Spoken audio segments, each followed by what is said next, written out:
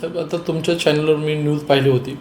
आपली शिंदेताई, यशस्वी शिंदे. यशस्वी शिंदेताईंचं काय प्रकरण घडलं, कशा प्रकारे तिला हे झालं, तर सर, मी जसं असं सांगितलं की सामाजिक क्षेत्रामध्ये आपण अतिशय मोठ्या प्रमाणामध्ये ठसा उमटवलेला आहेत.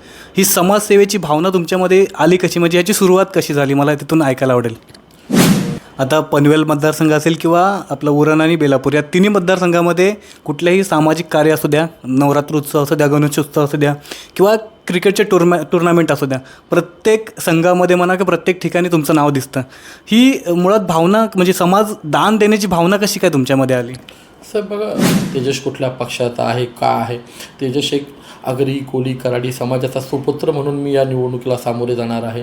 तुम्ही तुमच्या सुपुत्राला एक्सेप्ट करा आणि त्याला तुमच्या मतदानरूपी मतदान करून त्याला या उरण विधानसभेचा आमदार करावं, हीच माझी या माझ्या उरणच्या मायबाप जनतेला विनंती आहे. शालेय शिक्षण घेत असताना माझ्या आई-वडिलांकडून हे मी पाहत होतो. विशेष सांगायचं तर माझ्या आईला सुरुवातीपासून समाजसेवेची खूप आवड होती. ती ज्या पद्धतीने महिलांसाठी सहकार्य करणे, गोरगरिबांना अन्नदान करणे, बाहेरील एखादा व्यक्ती जर कोणी आला गावात काही सामान विक्री करायला तर त्याला जेवू घालणे, या सर्व गोष्टी मी माझ्या आईकडे पाहत होतो. आणि ह्या पाहत असतानाच मी या सर्व गोष्टी समाजसेवेसाठी ज्या लागणाऱ्या काही गोष्टी लागतात त्या सर्व गोष्टी मी आईकडून शिकत होतो. नेहमी मला आईकडून बऱ्याच गोष्टी शिकायला मिळाल्या की जर परमेश्वराने देश तुला चांगली साथ दिली तर नक्कीच तू समाजासाठी काहीतरी करून दाखव, जेणेकरून समाजामध्ये तुझं नाव निर्माण होईल. अशा पद्धतीने मला आई शिकवण द्यायची आणि त्या आईच्या शिकवणीनुसार मी मग समाजसेवेमध्ये कार्य करायला सुरुवात केली. भूमिपुत्र आहेत आपले, प्रकल्पग्रस्त भूमिपुत्र. आता नवी मुंबई आपले एअरपोर्ट तयार होते. जर समजा आपल्याला विधानसभेमध्ये उरण विधानसभा क्षेत्राच्या मतदारांनी संधी दिली तर भूमिपुत्रांसाठी आपण काय कराल? की नवी मुंबई एअरपोर्ट बनतं आहे, उरण JNPT आहे, या ठिकाणी खूप साऱ्या नोकऱ्यांच्या संध्या देखील आता येणाऱ्या काळामध्ये उपलब्ध होणार आहेत. तर आपल्याकडून काय आश्वासन द्याल तुम्ही आपल्या स्थानिक प्रकल्पग्रस्त भूमिपुत्रांना? राम मित्रांनो, मी अमोल कोळेकर पाटील आणि P24 तास या यूट्यूब चॅनलवरती आपल्या सर्वांचं स्वागत. माझ्यासोबत आज जे व्यक्ती बसलेले आहेत त्यांचा उरण विधानसभा असेल, बेलापूर मतदारसंघ असेल, या मतदारसंघासोबतच सामाजिक क्षेत्रात खूप मोठा हात आहे आणि त्यांनी आपल्या सामाजिक क्षेत्रामध्ये एक वेगळा ठसा उमटवला आहे. पण ते आता उरण विधानसभा या मतदारसंघासाठी इच्छुक उमेदवार आहेत आणि उरण विधानसभा मतदारसंघातील जनतेसाठी एक ओळखीचा चेहरा म्हणा विधानसभेसाठी रिंगणामध्ये उतरणार आहेत. आपल्यासोबत आहेत तेजस डाकी सर, समाजसेवक आहेत. यावेळेला ते इलेक्शनमध्ये देखील उभा राहणार आहेत. आपण त्यांच्याशी गप्पा मारूया. सर, खूप खूप स्वागत आहे आपल्या चॅनलवरती. नमस्कार. पहिल्यांदा तुमचे मनापासून आभार. आपण या ठिकाणी आलात, आम्हाला वेळ दिलीत, त्याबद्दल तुम्हा चॅनलचे सर्वांचे प्रतिनिधींचे मनापासून आभार. आपण ज्या ठिकाणी कमवतो किंवा जिथे काही कमवतो, जे काही कमवतो त्यातून 50% जे काही वाटा असेल तो समाजासाठी द्यावा, असं माझं सुरुवातीपासूनचं हे होतं. आणि त्यानुसार माझ्या ऑफिसला एखादा व्यक्ती जर आमंत्रण घेऊन आला किंवा माझ्या घरी जर एखादा व्यक्ती आमंत्रण घेऊन आला तर त्यांना मदत करणे, त्यांना सपोर्ट करणे हा माझा म्हणजे स्वभावच असा आहे. मला याच गोष्टी आवडतात. कारण बघा, इतरांकडे मला माहिती नाही वर नेण्याचा मार्ग आहे किंवा नाही, परंतु हे मार्ग माझ्याकडे नाहीत. त्याच्यासाठी माझ्या घरी जो कोण येईल तो माझा आहे. आणि मग ती पत्रिका किंवा इन्व्हिटेशन कार्ड कुठून घेऊ, मी त्या ठिकाणी जाण्याचा प्रयत्न करतो. सांगायचं झालं तर रायगड असेल, नवी मुंबई असेल, ठाणे असेल, अनेक ठिकाणावर मला आमंत्रण येतात आणि मी ज्या ठिकाणीवर मला आमंत्रणं आलेली आहेत मी प्रत्येक ठिकाणी जाऊन माझ्या पद्धतीने माझ्याशी जे काय होते ते सहकार्य मी त्यांना करण्याचा प्रयत्न करत आहे. आता समाजसेवा देखील तुम्ही खूप मोठ्या प्रमाणात करता, आम्ही देखील सगळं बघत असतो. आता 2024ची विधानसभेची निवडणूक आहे, तोंडावरती 20 तारखेला निवडणूक होणार आहे. बघा, अनेक वर्षापासून जवळपास सांगायचं झालं तर आज 10 वर्ष मी लोकांची समाजसेवाच करत आहेत. समाजसेवा करत असताना कधी पक्षपात नाही बघितला की हा या पक्षात आहे, तो त्या पक्षात आहे. ज्या पक्षातून मला आमंत्रण आलं मी त्या ठिकाणी जाऊन त्यांना माझ्याकडून जे योगदान द्यायचं होतं ते दिलेलं आहे. मग आज आमच्या उरणचा विकास ज्या पद्धतीने खुंटलेला आहे तर मलासुद्धा कुठेतरी वाटतो आहे की मला जर एक वेळ या जनतेने जर संधी दिली तर उरणला नक्कीच एक विकासाची दिशा देऊ शकतो आहे मी किंवा उरणचा विकास करू शकतो हे मला वाटतो आहे. आणि ते कर्तृत्व करण्याची ताकद आणि हिंमत माझ्यात आहे असं मला वाटतो आहे. त्याच्यामुळं किंवा आज अनेक वर्ष कामगारांनी ज्या कंपनीत कामं केलीत आज अचानकपणे त्यांना कंपनीतून हाकलवून लावलेले आहेत, ते कामगार बेरोजगार झालेले आहेत. अशी लोकं जेव्हा माझ्याकडे येतात त्यांची जी गाऱ्हाणी किंवा दुःख मला सांगतात तेव्हा मला खरोखर एक चीड निर्माण होतो आहे. आणि मला आता कुठेतरी वाटायला लागलं आहे समाजसेवा तर तर जोपर्यंत मी जिवंत आहे तोपर्यंत करणारच आहेत. पण आता कुठेतरी वाटतोय की एखाद्याला जर न्याय द्यायचा असेल किंवा तालुक्याचा जर विकास करायचा असेल तर सत्ता आपल्या हातात असणं किंवा एक लोकप्रतिनिधी म्हणून आपण विधानसभेवर जाणं गरजेचं आहे. तरच आपण उरणला एक नवी दिशा देऊ शकतो, उरणचा विकास करू शकतो, कामगारांना न्याय देऊ शकतो. त्याच्यामुळं माझी इच्छा नव्हती की समाजसेवेतून राजकारणात येते, परंतु ज्या पद्धतीने उरणचा विकास खुंटलेला आहे त्याच्यामुळं आता मला कुठेतरी वाटतं की आता राजकारणात येणं खूप गरजेचं आहे. आता विद्यमान आमदार आहेत महेश बालदी, जे उरण विधानसभा मतदारसंघ आहेत. कशा प्रकारचं आव्हान वाटतं तुम्हाला त्यांना हे करणं?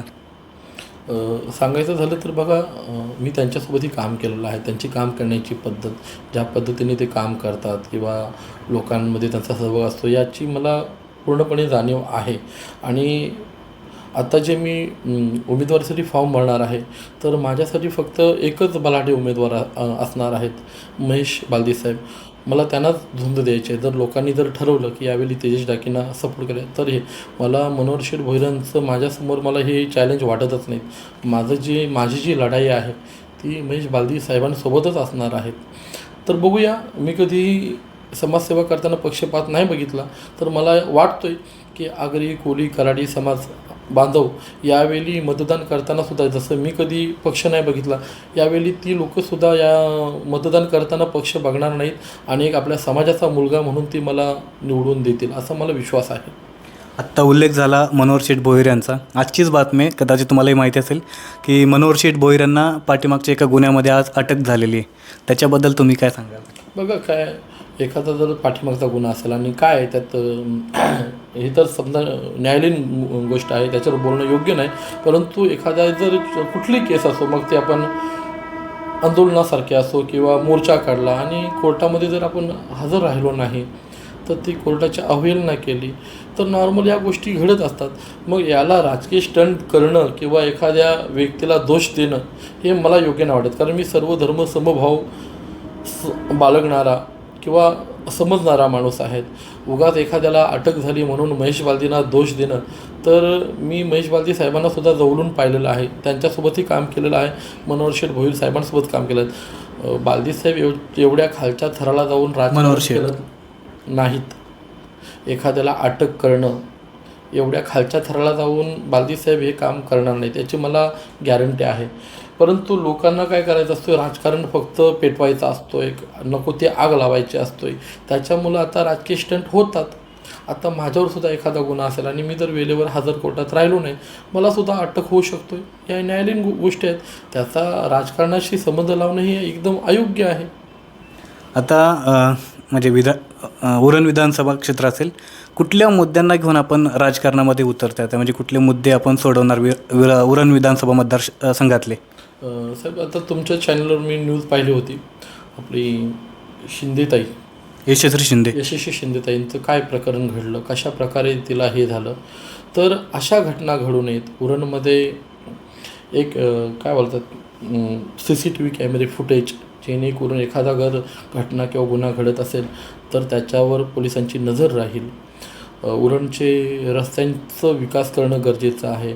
उरणमध्ये ट्रॅफिक एवढ्या मोठ्या प्रमाणात होतो आहे, त्याच्यामुळं आपल्या आगरी कोली कराडी समाजाचा मुलाचा अपघाती निधन होतात, त्यांना काही भरपाई मिळत नाहीत. पाण्याचा प्रश्न आहे, वीज एवढ्या वेळेला जातो की त्याच्या पण गिनतीच करू शकत नाहीत. कामगारांचा प्रश्न खूप मोठ्या प्रमाणावर आहे. सांगायचं झालं तर आज उरणमध्ये मोठ्या प्रमाणात चिटफंड प्रकरण घडलेलं आहे. सतीश सुप्रियासारख्या या 2 व्यक्तींमुळे, त्याच्यामुळं पूर्ण उरणचा विकास आणखी 10-15 वर्ष मागे गेला आहेत. लोकांनी दागदागिने गाण ठेवून त्या फंडामध्ये पैसे लावले. तर अशा लोकांवर एक प्रतिनिधी म्हणून माझं 100% लक्ष असेल. इवन अशी लोकं पुन्हा जन्माला येऊ नयेत यासाठी मी लक्ष देईन, जेणेकरून माझ्या समाजातील लोकांचं, गोरगरिबांचे पैसे डुबणार नाहीत. आणि अशा काही घटना घडत असेल तर याची ताबडतोब मी दखल घेऊन त्यांच्यावर कारवाई करण्याचे आदेश देईन. हे माझी काही प्लॅन आहेत. मी एखाद्या क्षेत्रात जर उतरतो आहे तर मी पूर्ण म्हणजे काय काय उरणला होणं गरजेचं आहे. उरणला एखादा जर आजारी माणूस पडला तर चांगले हॉस्पिटल्स नाहीत की जेणेकरून जिथे आपण ताबडतोब तिथे इमर्जन्सीमध्ये उपचार घेऊ शकतो. आपल्या उरणच्या लोकांना वाशीसारख्या ठिकाणी किंवा सिवूटसारख्या ठिकाणी जावं लागतो आहे. आपल्या उरणमध्ये चांगलं सुसज्ज असं मॉल नाही, थिएटर्स नाहीत, बऱ्याच गोष्टी आहेत. सांगायचं झालं तर आज सकाळी जर बसलो तर रात्र होईल, तर आपल्या ज्या उरणमध्ये काही कमतरता आहे ते संपणार नाहीत. त्याच्यामुळं कोणी काय केलं ह्यापेक्षा मी काय करू शकतो जर लोकप्रतिनिधीमधून निवडून आलो तर ते मी लोकांना निवडून आल्यावर दाखवेन. जर लोकांनी मला ही संधी दिली तर नक्कीच उरणचा सोनं करण्याची ताकद या तेजस डाकीमध्ये आहे. भूमिपुत्र आहेत आपले प्रकल्पग्रस्त भूमिपुत्र. आता नवी मुंबई आपले एअरपोर्ट तयार होते. जर समजा आपल्याला विधानसभेमध्ये उरण विधानसभा क्षेत्राच्या मतदारांनी संधी दिली तर भूमिपुत्रांसाठी आपण काय कराल? की नवी मुंबई एअरपोर्ट बनतं आहे, उरण JNPT आहे, या ठिकाणी खूप साऱ्या नोकऱ्यांच्या संध्या देखील आता येणाऱ्या काळामध्ये उपलब्ध होणार आहेत. तर आपल्याकडून काय आश्वासन द्याल तुम्ही आपल्या स्थानिक प्रकल्पग्रस्त भूमिपुत्रांना? बघा, आपल्या उरणमध्ये मोठमोठे प्रकल्प येत आहेत. त्याच्यामुळं एअरपोर्टसारखा मोठा प्रकल्प आपल्या नवी मुंबईत येत आहे आणि याचा फायदा 100% भूमिपुत्रांना व्हायलाच पाहिजेत. कारण ज्या ठिकाणी हा प्रकल्प होत आहे ती सर्व जागा आमच्या भूमिपुत्रांचीच आहे.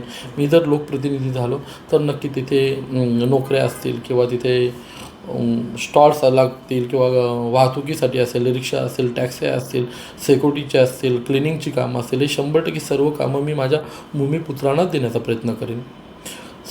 आणि त्याच्यानंतर मग बाकीच्यांचा विचार केला जाईल. पण सुरुवातीला माझा जो भूमिपुत्र आहे इथला स्थानिक भूमी त्यांना तिथे सुवर्ण संधी मी उपलब्ध करून देईन. म्हणजे आपण असं समजायचं का की जसं एअरपोर्ट बनते आपलं किंवा उरणमध्ये जे काही प्रकल्प आहेत, मोठमोठ्या कंपन्या आहेत, जर आपण आमदार म्हणून निवडून आलात तर येणाऱ्या काळामध्ये भूमिपुत्र जे आपले प्रकल्पग्रस्त आहेत त्यांना 100% नोकरीची संधी मिळणार? साहेब, जर मला या उरणच्या जनतेने जर इथला उरण विधानसभेचा जर आमदार म्हणून निवडून दिलं तर मी चॅलेंज देऊन सांगू शकतो, माझ्या एकसुद्धा भूमिपुत्राला मी बेरोजगार राहू देणार नाहीत. प्रत्येकासाठी मी उद्योगधंदे सुरू करेन, प्रत्येकाला रोजगार उपलब्ध करून देईन. काय असतं, माणसाची विकास करण्याची दूरदृष्टी पाहिजे. माणसाला जर ही दूरदृष्टी असेल तरच तो करेल. एखाद्याकडे नियोजनच नसेल, एखाद्याला माहितीच नसेल, काही नाही करू शकतो. प्रतिनिधी झालं म्हणून सर्वच कामं होतात असं नाही. त्याच्यासाठी नॉलेज असणं खूप गरजेचं आहे आणि तो नॉलेज माझ्याकडे आहे. मला जर उरणच्या जनतेने जर निवडून दिलं, एकसुद्धा उरणमध्ये माझा भूमिपुत्र बेरोजगार राहणार नाहीत याची खबरदारी मी घेईन. उरण मतदारसंघ क्षेत्रातील जनतेला, मायबाप जनतेला शेवटचं काय तुम्ही आवाहन कराल? उरणच्या मायबाप जनतेला मी एवढंच सांगू शकतो आहे की जेव्हा तुम्ही मला भेटायला यायचात, मी कधीही कुठला पक्ष किंवा जात भेद या गोष्टी केल्या नाहीत. यावेळी फक्त मतदान करताना तुम्ही पण हा विचार करा की तेजस डाकीने जर आपल्या कार्यक्रमाला येताना कुठल्या पक्षाचा आहे, कुठल्या जातीत, हा विचार नाही केला तर यावेळी मतदान करताना माझा विचार करा की त्यांनी जसं विचार नाही केलं त्यावेळी यावेळी आम्ही पण विचार करणार नाहीत. तेजस कुठल्या पक्षाचा आहे, का आहे. तेजस एक आगरी, कोली, कराडी समाजाचा सुपुत्र म्हणून मी या निवडणुकीला सामोरे जाणार आहे. तुम्ही तुमच्या सुपुत्राला एक्सेप्ट करा आणि त्याला तुमच्या मतदान करून त्याला या उरण विधानसभेचा आमदार करावं, हीच माझी माझ्या उरणच्या मायबाप जनतेला विनंती आहे. मित्रांनो, हे होते उरण विधानसभा क्षेत्रातले भावी आमदार तेजस डाकी यांनी आव्हान केलेले सर्व प्रकल्पग्रस्त भूमिपुत्रांना, कारण ते स्वतः एक भूमिपुत्र आहेत आणि त्याच्यामुळे येणारा एअरपोर्टमध्ये नोकऱ्यांच्या संध्या असतील किंवा आपल्या JNPT या ठिकाणी खूप साऱ्या मोठमोठ्या कंपन्या आहेत. त्यामुळे त्यांनी आव्हान केलेले आपल्या भूमिपुत्रांना की जर ते विधानसभेमध्ये पोचले आमदार म्हणून तर येणाऱ्या काळामध्ये एकही भूमिपुत्र हा बेरोजगार म्हणून राहणार नाही. सर, खूप खूप धन्यवाद आमच्यासोबत बोलल्याबद्दल. Thank you so much. आणि येणाऱ्या विधानसभेसाठी आमच्याकडून अमोल कोळेकर पाटील आणि P24 तास या यूट्यूब चॅनलकडून आपल्याला खूप खूप साऱ्या शुभेच्छा. धन्यवाद.